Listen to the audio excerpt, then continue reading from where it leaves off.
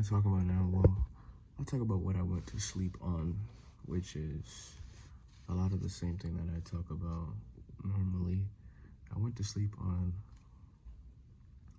this idea of Neville Goddard saying the feeling of the wish fulfilled and how consciousness is the one and only reality.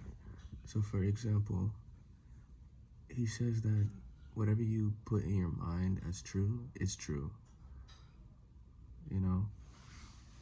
And if you look at it, I don't believe it. I think it's a experience, that something you just see. Like, what he's saying is not something that is you have to believe. It's something that's pretty true. Like, psychologically, people place things in their mind. Now, the psychological things may not be true in a sense, because sometimes it's a lot of anxious future projections. But in terms of like the identity of who they are, it's pretty true. Like, you don't have to tell Joe Rogan, you don't have to tell Donald Trump, you don't have to tell Keanu Reeves, you don't have to tell Robert Rodriguez that they are who they are and they do what they do. Like Robert Rodriguez, you don't have to tell him he's a filmmaker. You don't have to tell him that he's creative. He knows, you know.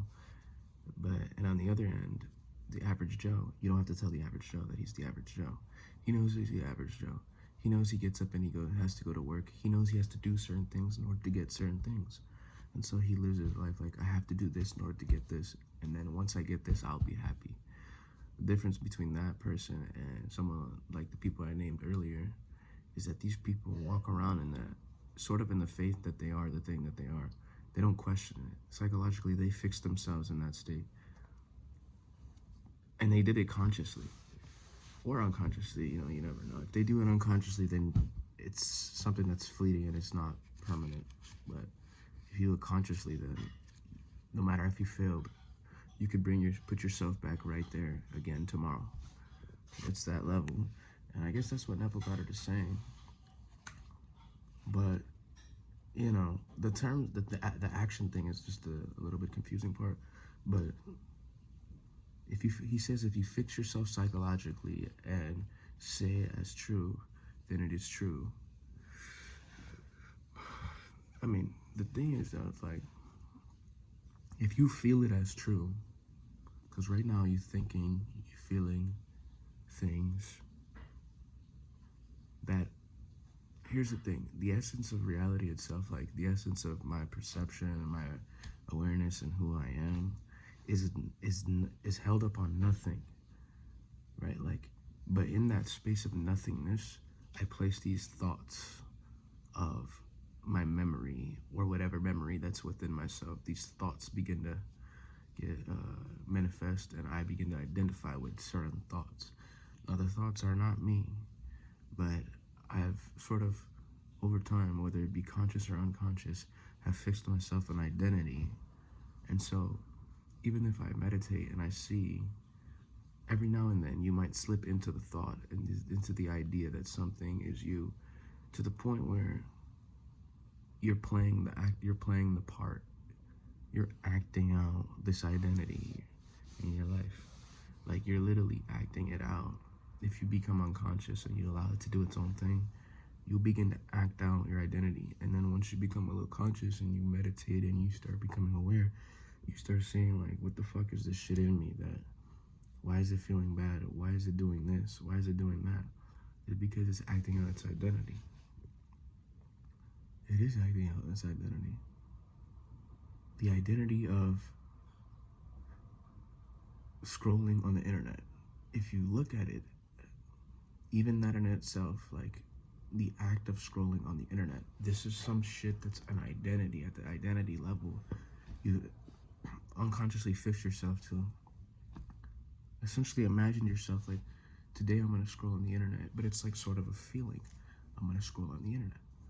You know what I mean? And shit pops in, and I noticed this that when I meditate, after going on the internet for for a few hours, and then I meditate, there's a strong like psychological pull to internet consumption and distraction, and it doesn't have a name, right? Like, I'm just articulating it, but it's sort of like a thought pattern, like a thought form that's solidified into sort of an emotion. And so it's like there. And then when you meditate and do your breathing exercises, it sort of dissipates, and you start creating space between you and that thing. And then you get back to being more free. And then, you know, whether you stay in that freeness or whether you go back down to other identifications. The identification with doing weed, vaping, smoking, these are strong fixed identifications because you're identifying with the body's urges and shit like that. So at the end of the day, it is identifications. Now the interesting thing is, Neville Goddard talks about like creating, manifesting reality.